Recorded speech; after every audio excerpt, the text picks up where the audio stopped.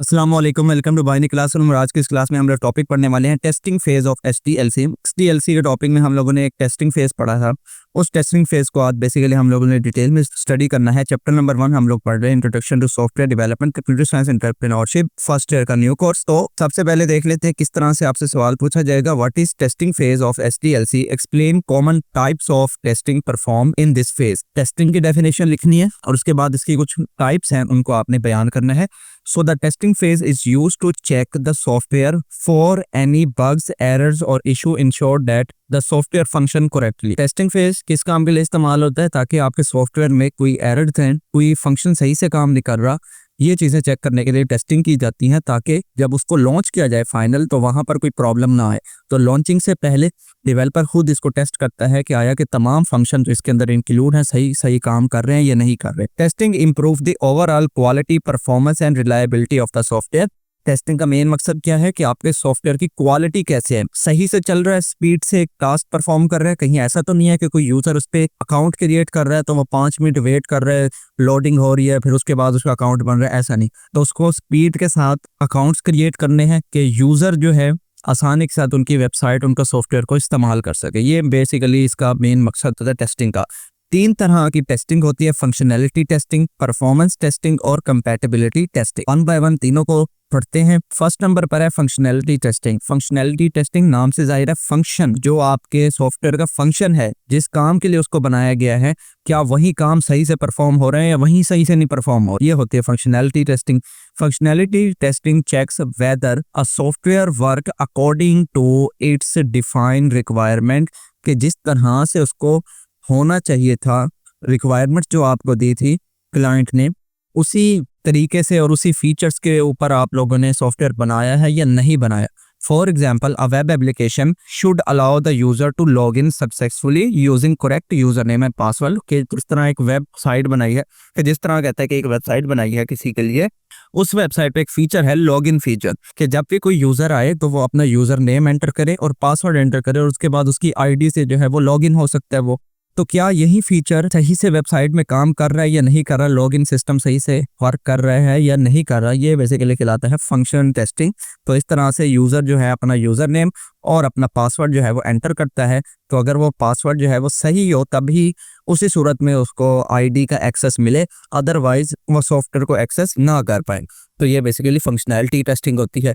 Second number पर है performance testing. Performance testing basically कहते हैं कि आपका सॉफ्टवेयर किन किन कंडीशन में सही से काम कर रहा है, किन किन कंडीशन में सही से काम नहीं कर रहा, तो मुख्तलिफ उसके चेक्स हैं।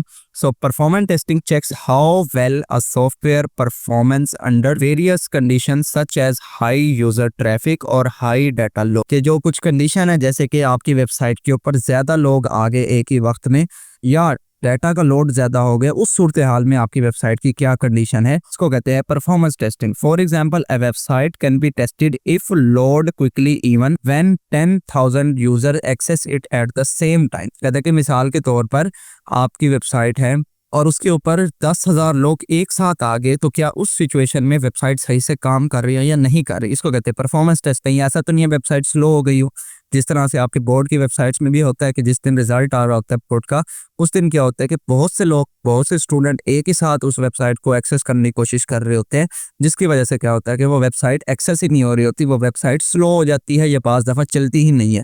तो इस सिचुएशन को कहते हैं परफॉर्मेंस, और इसी चीज़ को टेस्ट किया जाता है पहले ही, और एक डमी यूज़र जो है उन पे ट्रैफिक के तौर पे लाए जाते हैं और देखा जाता है कि इस सूरत हाल में वेबसाइट स्लो तो नहीं हो रही, अगर वो स्लो हो रही है तो उसको फिर ठीक किया जाता है। थर्ड नंबर पर है कंपैटिबिलिटी टेस्टिंग। कंपैटिबिलिटी का मतलब होता है कि आपका सॉफ्टवेयर हर तरह के डिवाइसेस पर चलना चाहिए। अगर वो हर तरह के डिवाइसेस पर नहीं चल रहा है, इसका मतलब उसकी कंपैटिबिलिटी प्रॉब्लम है। So compatibility testing checks whether a software application work correctly across different devices, क्या वो मुख्तलिफ डिवाइसेस पर सही से काम कर रही है या नहीं कर रही।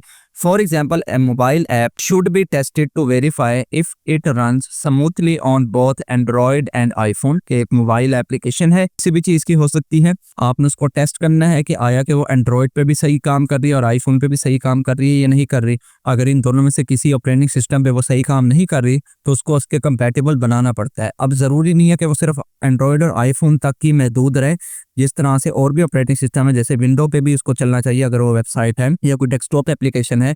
इस तरह मैकबुक पर भी, एंड्रॉयड पर भी सेम लाइक ब्राउज़र के केसेस में भी ऐसा होता है कि क्या आपकी वेबसाइट क्रोम पे सही चल रही है, ओपेरा पे सही चल रही है, फायरफॉक्स पे सही चल रही है, एज पे सही चल रही है। अब सर बहुत सारी वेबसाइट ऐसे होते हैं जो कि क्रोम पे तो सही चलती है लेकिन माइक्रोसॉफ्ट एज पे जो है वो एरर आ जाता है कि माइक्रोसॉफ्ट एज में ये वेबसाइट जो है सपोर्ट नहीं करती। तो ये होता है बेसिकली कंपैटिबिलिटी इशू। सो ये था हमारे पास ओवरऑल लेक्चर जिसके अंदर हम लोगों ने देखा टेस्टिंग फेज ऑफ HTLC। तो आई होप आपको ये वीडियो अच्छी लगी होगी।